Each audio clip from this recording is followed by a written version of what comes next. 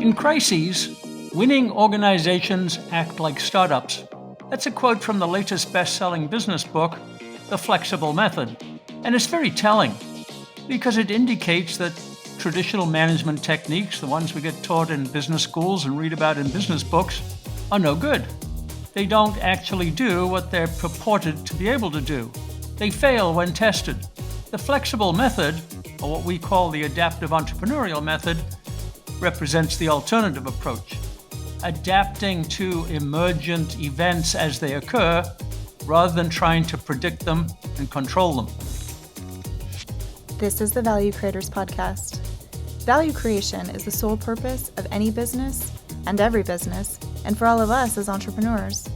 Listen to great value creators as they share their successes, trials, and lessons learned. Join us as we explore how to think as value creators, how to act as value creators, and how to view business through the lens of value creation. Our guest today is James Burstall. James is the founder and CEO of Argonon, an international independent television and entertainment production company. It's headquartered in London, and it has hubs in New York, Los Angeles, Liverpool, and Glasgow. Argonon has won more than 125 international awards for excellence in their field, including Emmys, BAFTAs, and the Royal Television Society Awards, in fields like drama, documentary, investigative current affairs, science, tech, reality, lifestyle, game show, and primetime television. You've seen their shows like The Masked Singer and House Hunters International. Prior to his television career, James was a journalist all over the world for Vanity Fair, Condé Nast Traveler, Vogue, The Daily Mail, The Evening Standard, and many more. He studied business at the University of Oxford and also at Stanford. And now he's a speaker at those schools in entrepreneurship and ethical business leadership. James, welcome to the Value Creators Podcast.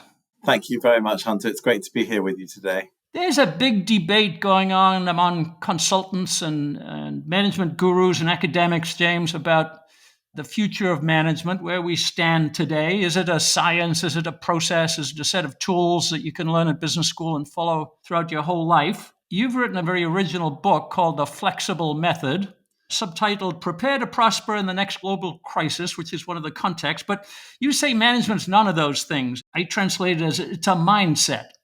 And it's an interactive mindset of a lot of different people that go up to make a corporation. So we're going to try and explore that today, your novel thinking about management.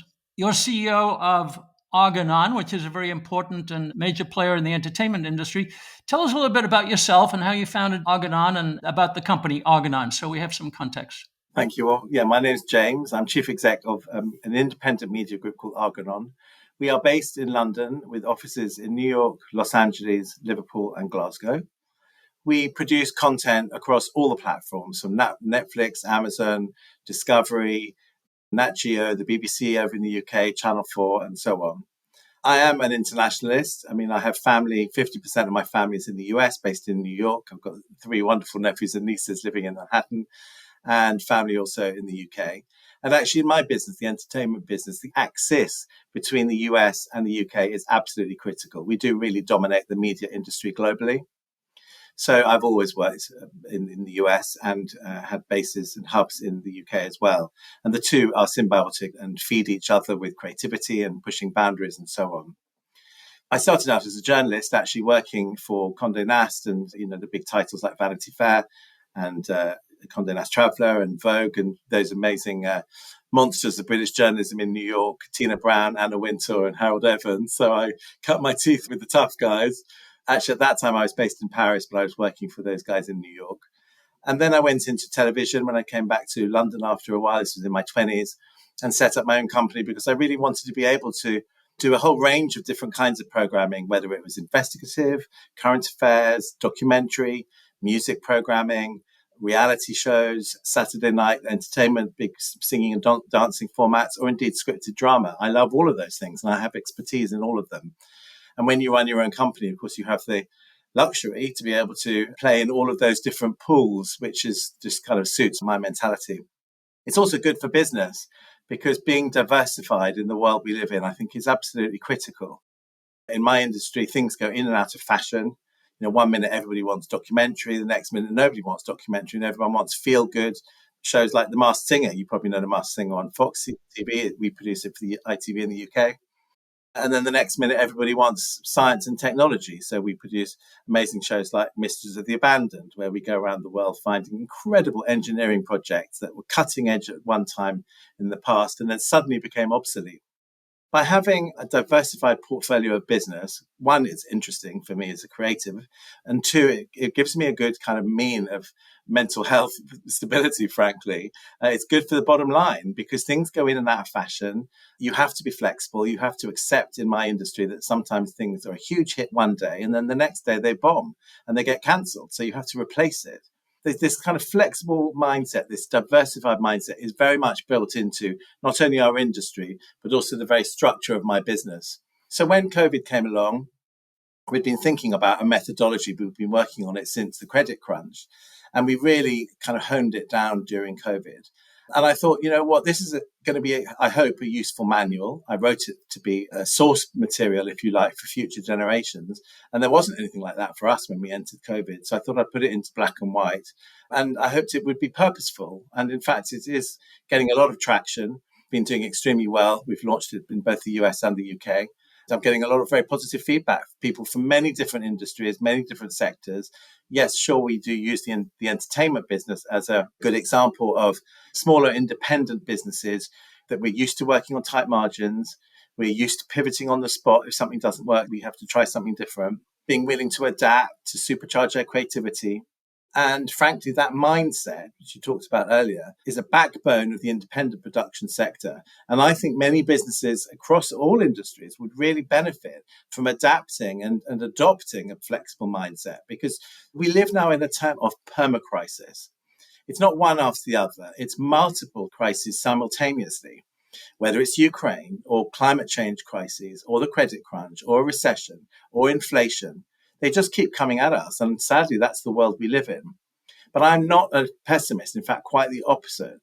I firmly believe that human beings have always been adaptable. We've always found ways to survive. And in business, we have to survive. We have to keep putting food on the table. We've got to keep people in employment. We've got to continue to be productive.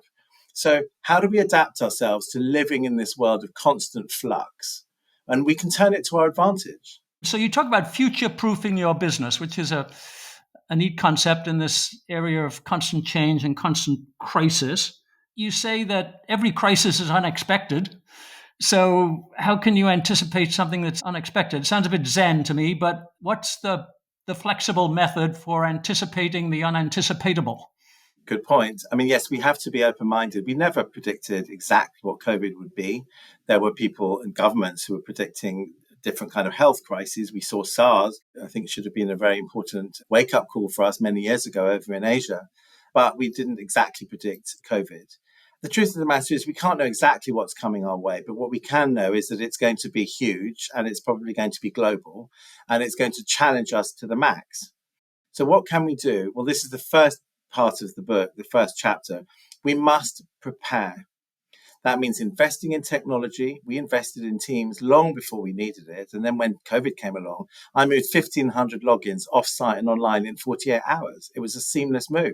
And that wasn't my choice. It was my very brilliant director of technology who 5 years before said, James, you're not going to want to hear this. It's going to cost quite a lot of money, but we've got to put this in place because we might just need it. As part of your preparation, you must listen to your team. Again, this is a very important part of leadership now. To imagine this kind of macho, top-down directive, I'm the main man, I've got all the answers. That's nonsense. It's completely not fit for purpose. You need to surround yourself with very smart people who are not yes people, people that will hold the mirror up to you and tell you difficult stuff sometimes that you don't want to hear. And you must be willing to listen. So you can prepare your team by putting disaster recovery plans in place, imagining what might come down the track, what might happen next time if we had no internet. What are we going to do next time around, for example? You can put other systems in place, for example, like I never now get on the same plane as any of my senior management team. We take different airplanes just to make sure that if somebody, God forbid, had a terrible accident, then there will be other people to step in. You must dress rehearse your teams. When somebody new joins the company, you must invite them to look at your disaster recovery plans and see if they've got clever ideas from the company they just came from, see if there's something we've forgotten, because nobody's perfect. And then you must dress rehearse your teams and keep it regularly at the top of your agenda. We talk about disaster recovery at our monthly board meeting. We need to keep it on the agenda. We need to be constantly ready, because we don't want this stuff to happen, but sadly it will. So how are we going to deal with it? Well, let's deal with it with open arms and be prepared.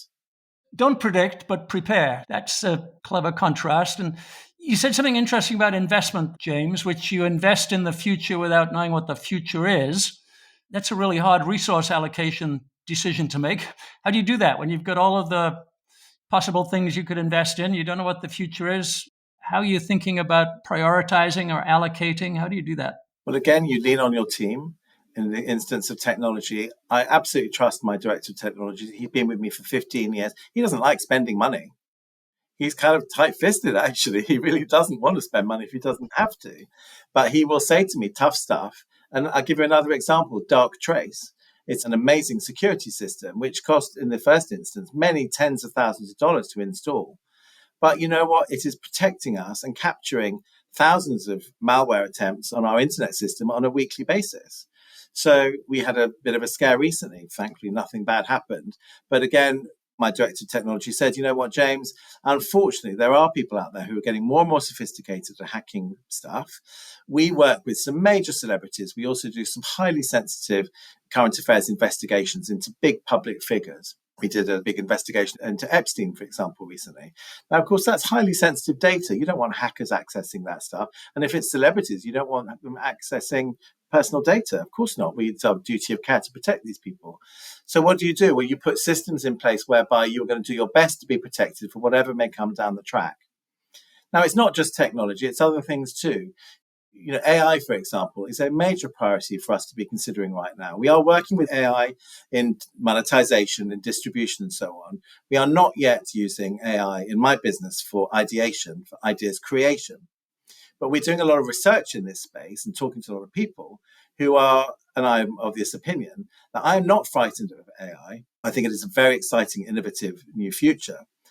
It needs to be used as a tool for the creative process in my business. It's a very invaluable tool and can create wonderful new opportunities. But also we need to combine it with emotional intelligence. So actually we need to invest in education in the future and in my business, education of our staff.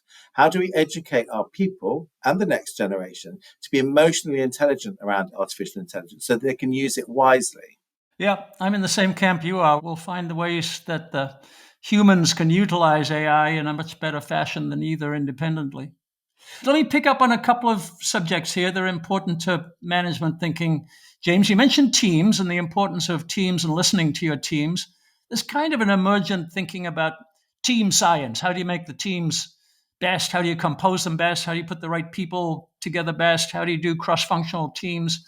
It seems to be the focus as opposed to business units or countries or some other focus that you could give. Tell us how you think about teams and how that's developed over the years in your industry. I am very much a proponent of diverse teams who you are not putting together because you think they're all going to fit beautifully because they're basically homogenous. You're putting brilliant people together from very different backgrounds with different flavors who will need to find a way to collaborate. And we do foster a very supportive, people-based, inclusive culture. And you do that by modeling that kind of behavior from the top. But then when you bring people together who have very different flavors, you make sure that you have a good balance between men and women. You have a good balance of people from different socioeconomic backgrounds, a good balance of people from different colors, different religions, different sexual orientation, different abilities and disabilities. There is compelling evidence that Harvard Business Review has put out that when you have a balanced business, you have a happier culture, and that directly flows down to your bottom line. So you create a positive, inclusive culture, you make more money. It's as simple as that. It's win-win. So I've always felt very strongly, it's not about putting a nice group of people on a bus who are all basically the same. It's about putting the best people on the bus. And sometimes, unfortunately, the right people might not be there and you have to ask them to get off the bus. That's not nice to have to do, but sometimes it happens, right? But critically, you've got the people on the bus who are the best at their job from very, very different backgrounds. And these are people who are constructive. You create an environment where constructive feedback is the norm, but they also have permission to speak their truth and speak their mind. So there's an opportunity for challenge. And you can, again, model this from the top. And I alluded to this earlier. In COVID, I created an emergency team of 5 of my top people from operations, from production, from HR, commercial, etc. These people are not yes people. They are people who tell me the truth. And sometimes you don't want to hear the truth, but you need to. As a boss, you've got to be willing to hear stuff. It may not be comfortable, but it's in the best interest of the group. One of the things we talk about sometimes in team science, James, is critiquing the knowledge. So somebody has knowledge or a team develops some knowledge, but you've got to be able to critique it. You've got to be able to demand more of it. Is this right? Is it exactly right? Are we making any mistakes? And that's got to be an open-minded, friendly kind of challenge, but nevertheless a challenge. It could be wrong. So does that sound right to your method? Absolutely. I mean, we're all human. We all make mistakes. The world is constantly evolving, and what may have been true and valid 5 years ago is not true and valid now. So what do? Do we get stuck in a mindset of the past where we're living in the kind of noughties mentality perhaps, or, early 2010s? Well, no, we can't afford to do that. The world is moving so quickly, and there are so many brilliant young people coming up through the ranks who are going to challenge us. Well, I firmly believe that if you don't change, you die. And I can't afford to die. Not yet, anyway. I love my business and I want to put food on the table. And I take responsibility for the thousands of people that we've employed over the years. I want us to be a thriving center of excellence. But that doesn't come from resting on my laurels and thinking, well, we've always got it right, because we haven't. We've got a lot right, but we always and constantly are open to change. You mentioned people, and there's a beautiful line in your book about put people first, care about them, and caring brings resilience. Now, when we're talking about crises, that is possibly not the way that many corporations would look at it. They'd look at cutting costs, and people are just costs, so you can cut them. You actually have a nice phrase on page 128. I noted it. That's a big corporation sickness. So tell us about caring, bringing resilience, and why you can't do that in a big corporation. I've worked for big corporations and I've worked for very small companies and others in between. I would say Argonon is a medium-sized business. It is my second chapter in the book, Put Your People First. Business isn't a profit and loss. Profit and loss is important. We're not a charity. We want to make money. But actually, a business is a collective of people. It's all about the people. When COVID hit, for example, the absolute top priority was to get our people to safety. We moved 2 weeks before many of our competitors and long before the lockdowns. We moved them home.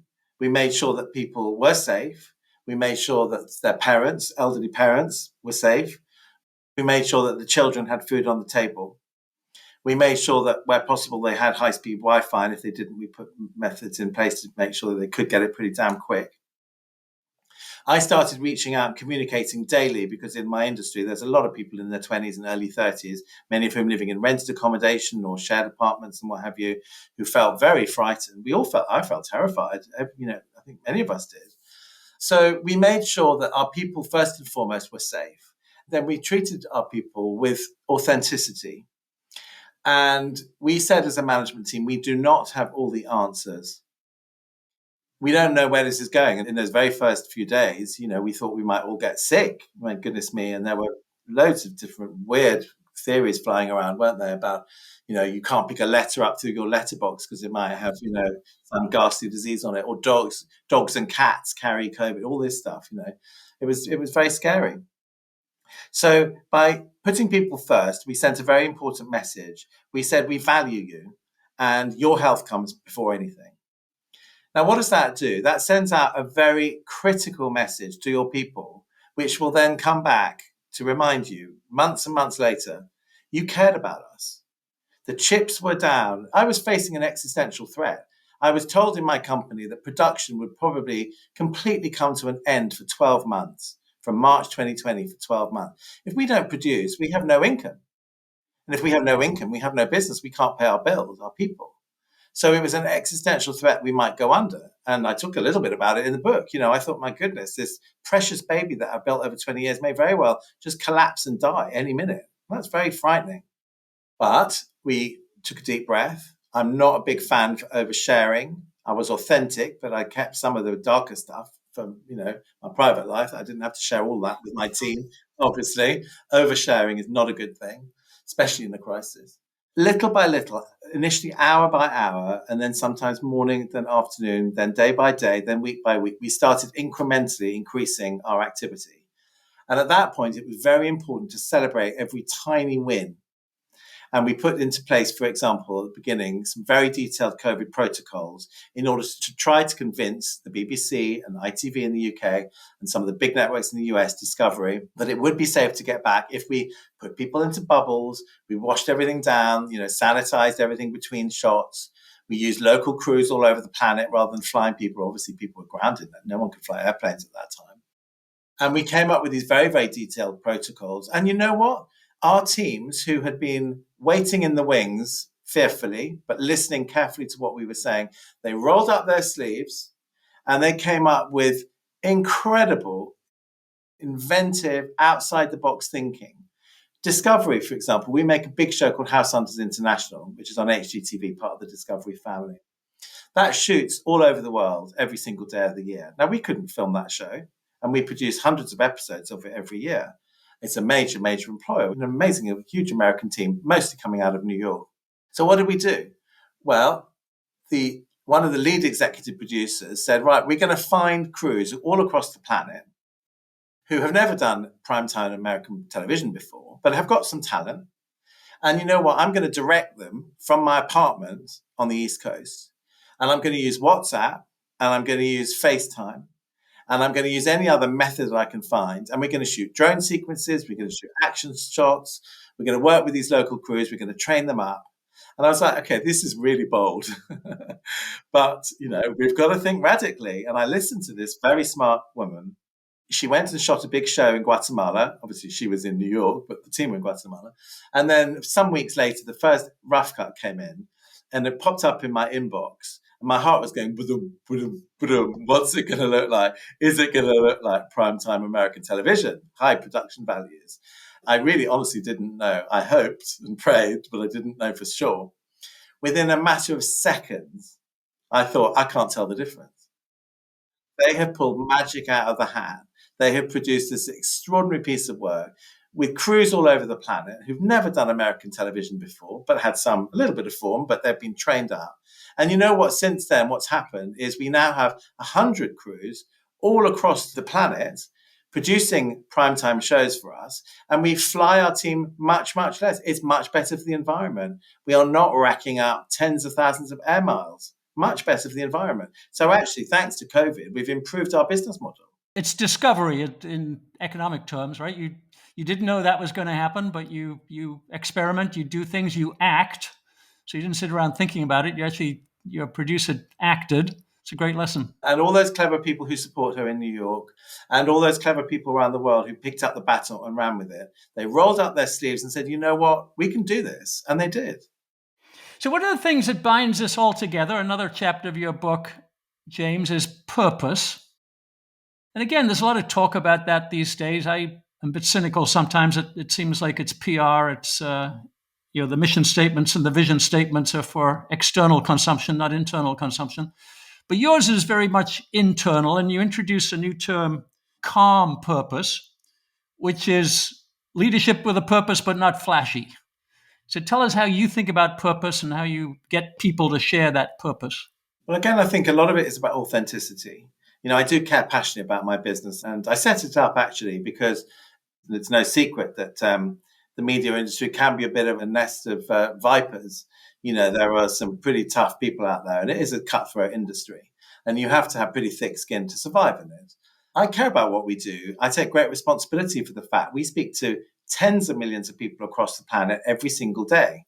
We broadcast to millions of people in the handset, on the bus, to kids when they're in their bedroom in the evening, mums and dads watching TV in their living room. We have this direct relationship to millions and millions of people around the world. And that's an amazing privilege. And we can tell incredible stories and we can get people to think about the world in a different way, encourage, education and inspiration and get people just thinking outside the box. So that is really at the heart of why I'm in this industry, to be honest. I think what happens is that when we encourage people to engage, you can start to have an influence on the wider world that you live in. I don't just see television as an entertainment. I see it as a purposeful method for doing good. And one of the things I care passionately about, I talked about earlier, is diversity and inclusion. I do come from London, which is a very cosmopolitan place. And I think the reason that London is such an incredible world city, like New York, for example, is that we have this incredible rich DNA from all across the planet. So in our show, House Hunters International, for example, we cast people from all over the world and from every possible background. So, of course, we have mixed race couples, we have same-sex couples, we have people with disabilities, people who don't have much money, very different budgets. But we never talk about it because it's irrelevant. What's important in that show is these are human beings going on an amazing transformative journey to move abroad and buy themselves some real estate and start a new life. I know that the network, HGTV, is particularly proud of that show because it fulfills a very important social purpose. It's reflecting back the world we live in, this very diverse world that we live in, frankly, but it's not making a big deal of it. It's not a big deal. It's just a fact. We can use our industry to make that kind of important, purposeful statement, if you like, about the world that we live in without having to bang people over the head with it. So back to your point about calm purpose. Being a calm leader is very, very important, especially in a crisis. You have to be seen to be showing up in the morning. I made sure that during COVID, I always turned up looking smart. You don't want to look frazzled and like you've been, electrocuted, even though sometimes I felt like I had been. So you have to show up and demonstrate model calm leadership, communicate in a very clear, succinct way, and give people a sense of, and this is where purpose comes in, a sense that you are on a collective journey. So at the beginning, it's hour by hour, then day by day, then week by week. And I set regular targets. I said, okay, this is now March. We're going to do, for the next 2 weeks, we're going to do some very difficult introspection to make sure that we can survive. Then in April, we're going to start doing some filming internationally. By the 1st of June, I want us to be 50% back in production. By the 1st of August, I want us to be 100% back into production. And we put those COVID protocols in place and we were able to shoot The Masked Singer, a giant studio show, a big scripted drama for the BBC with a magical scarecrow. We were the first out of the gate with those productions because, again, we put protocols in place, methodology, thinking, planning, and our people were willing to think outside the box and go for it. One of the remarkable things about that, reading the book, James, is you cross multiple countries, multiple cultures, multiple methods. You've got people out in the wild shooting, as you described it, and then you got people sitting in their apartments editing digitally and in front of a computer. Can you tell us a little bit more about how you make all those people share that purpose? One of your chapters is called Communicate, Communicate, Communicate. So perhaps that's part of it. But how do you bind them all together? How are you sure they've all got that purpose in mind? Well, it operates on multiple different levels. And I do think, you need to build a common direction into the structure of a business. So one thing that I did do when I set up the group, Argonon, in 2011, was I made sure that the founders and the key senior executives all have stock. That felt very important to me because I wanted people to have skin in the game.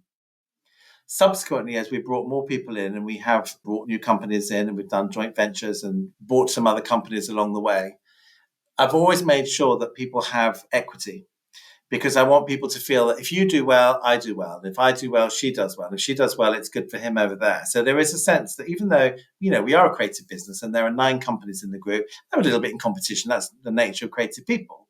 But at the same time, at heart is a sense that if this company does really well, it's going to be good for me.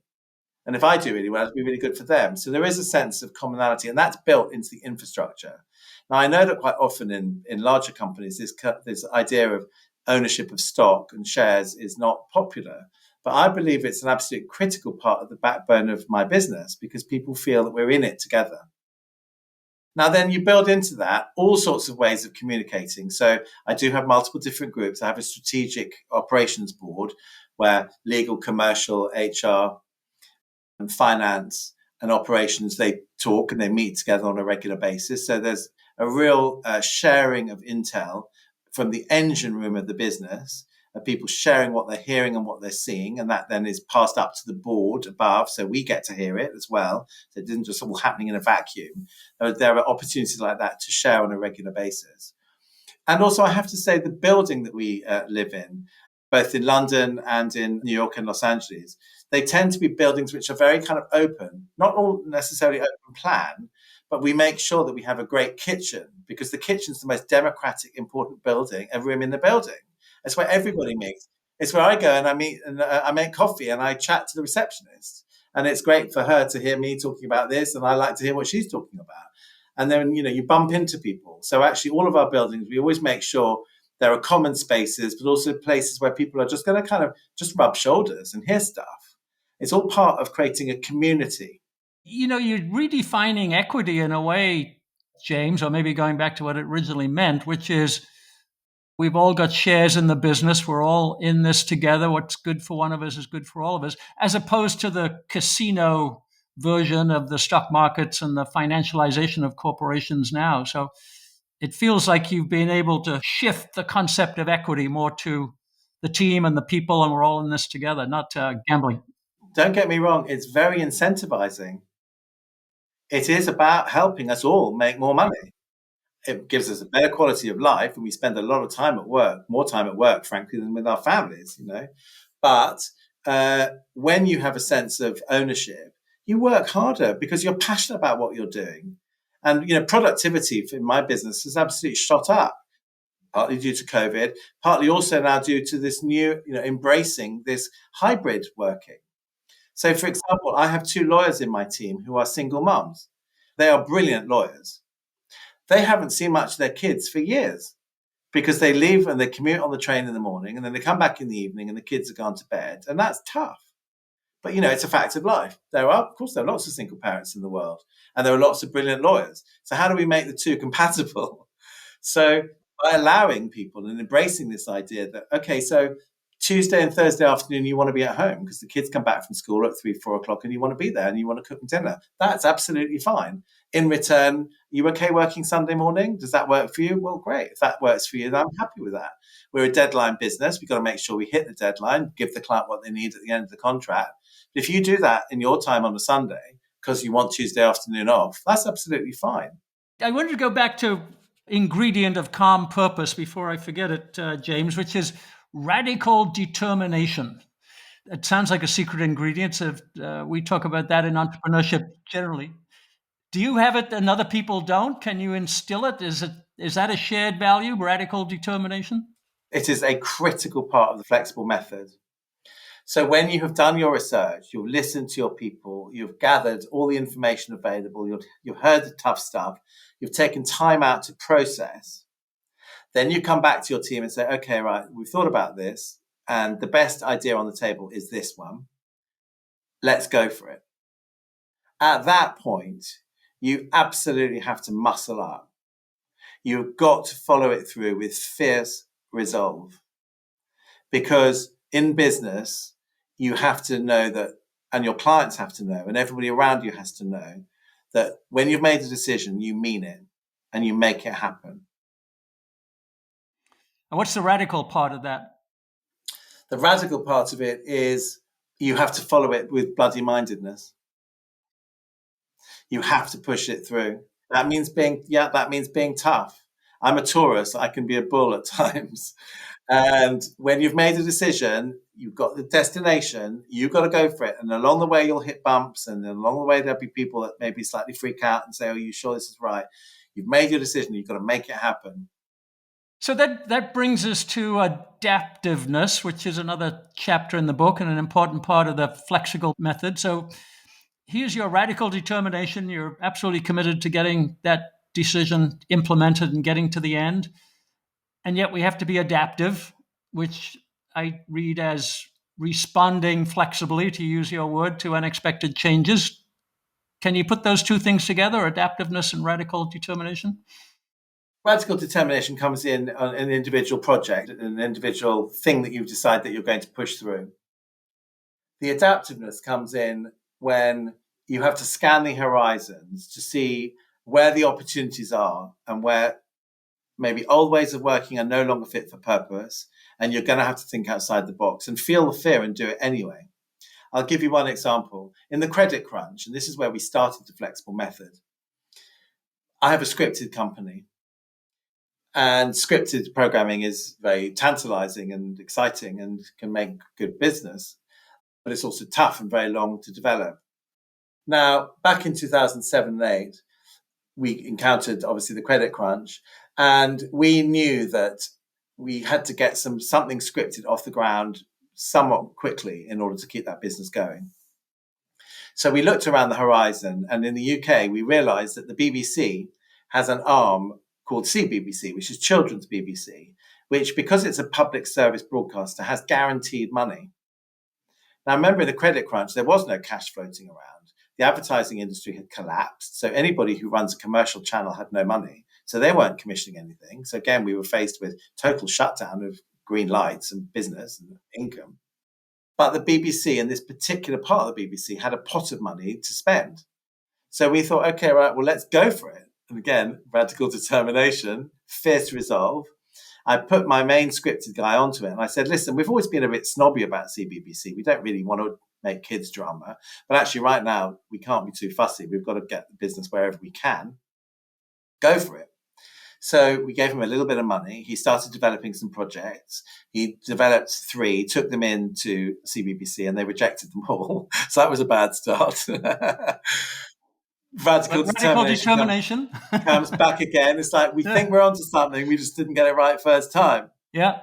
So then he goes back and he comes up with this idea about this artificial intelligent young being called Eve, who's a young girl who wakes up one day in suburban London and is in a family with a little boy.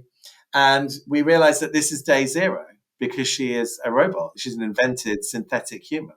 It's a coming of age story of a child, a young girl aged about 11, who has no history, trying to integrate herself into a family, which of course, has lots of history and lots of prejudiced ideas and kind of weirdness floating around about who is this child that's just been inserted into our home. Anyway, it was greenlit. It became a huge hit. It went on to win the Royal Television Society Award for Best Drama. And then on the back of that, we started doing a really lucrative line of business in family entertainment, which then arguably led to our biggest hit on TV right now, which is The Masked Singer. So from tiny acorns and what felt like a real dead end at the beginning, back in the credit crunch, when we were like, oh my goodness, how are we going to get through this? We were brave enough and we put some money behind and we gave that guy a real wherewithal to go for it. And we failed the first time, but we went back again, opened up a whole new stream of business. And it's still with us today. You mentioned a couple of financial terms and items there, James. Let's just touch on that briefly. You mentioned cash, and you talk about cash in your book as the most important health metric of a business. We talk about cash flow as the financial variable to look at because cash comes from customers. That's how you get it. So you've pleased your customers that way. You itemized there a customer that you knew had some cash to spend. So that's a financial instinct. Tell us about your thinking about cash, because it was particularly difficult in the COVID era, as you said. Yeah, I mean, it's my 6th chapter, Protect Your Cash. I say in the book, and I believe this, I don't love money, but I respect money. And you need money to be able to do stuff. You need it to pay bills, to put food on the table, to be able to make creative choices about anything, whether it's your personal life or your business. So actually, cash is very, very important. I've always hired fantastic accountants and the finance director because I have enormous respect for those people.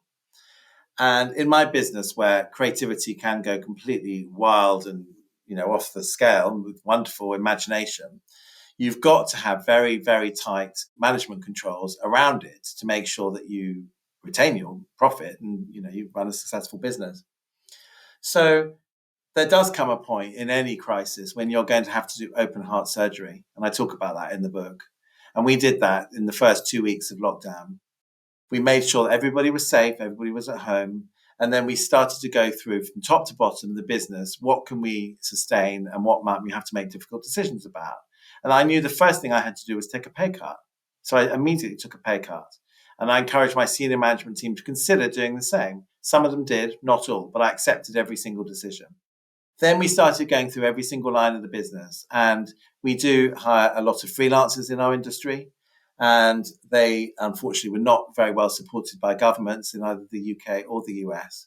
So that was painful. We did have to say to some of our freelancers, we're not going to be able to renew contracts. But what we can do, and we did this in the US, is we can extend you from March into April, so at least you get another month of medical insurance. And when we get back to business, and we're going to do everything we can to get back as quickly as possible, we will bring you back. And we've brought pretty much all of them back. So we had to make tough decisions, and that is always painful. It is part of, the flexible method. It's one of the darker sides, if you like, but it's something you do have to do. Yeah, but it's cash as the metric, and I think that's an important insight. You have to pay your bills. Yeah, but it's not kind of mindless cost cutting. It's cash maximization, and how can we best use our cash? So I think there's a big distinction there. Yeah. I mean, one thing that I will say on that note as well, and in fact, I learned this from Richard Branson, the British entrepreneur. He said in a crisis, and he wrote a brilliant piece just before credit crunch really kicked in. He said, your people are your most important people, and do whatever you can to retain them. So what we've done every time there's been a really difficult crisis is we will say to people, look, maybe we can't keep you full time. Can we keep you part time? Can we keep you for a few more weeks? Can we keep developing this one project with you so that when things pick up again, you can come back? So try to keep those relationships going, and crucially kindle hope. Again, I take responsibility. All those people who come to work for Argonon, they could work for 1,000 competitors. Why would they choose to continue to come to me and my group? Well, because we care about them and we look after them. So you can cut deals with people, even in the worst time, and say, well, would you be willing to go part time for a month or something, just until we get through this trough? And sometimes people are willing to do that. They will go and do something else. Perhaps they might have something else going on as a sideline, or they may want to spend more time with the kids. Another thing we did is we quite often have said to people, listen, I can't afford to keep you as a showrunner for the time being because there just isn't enough business to sustain it. But would you be willing to step down and become a producer director in the field again for a bit? You used to be a producer director 2 or 3 years ago or 5 years ago. I know it's not ideally where you're going, but we'd rather keep you in the business doing that than let you go. And amazingly, quite often people say, yeah, sure, I'll do that. I, in fact, myself went out and I directed some shows during the credit crunch, and I quite enjoyed it because I was back, using a craft that I hadn't used previously. That's about negotiation. It's about emotionally intelligent negotiation with your people and trying to be authentic, say we've got trouble here, we can't pay you everybody what we want to, but we want to keep you long term. So can you work with us with this? Let's see if we can wrap up the flexible method idea. One of the great lines that I thought you'd create in the book is that in every crisis, all organizations act like startups.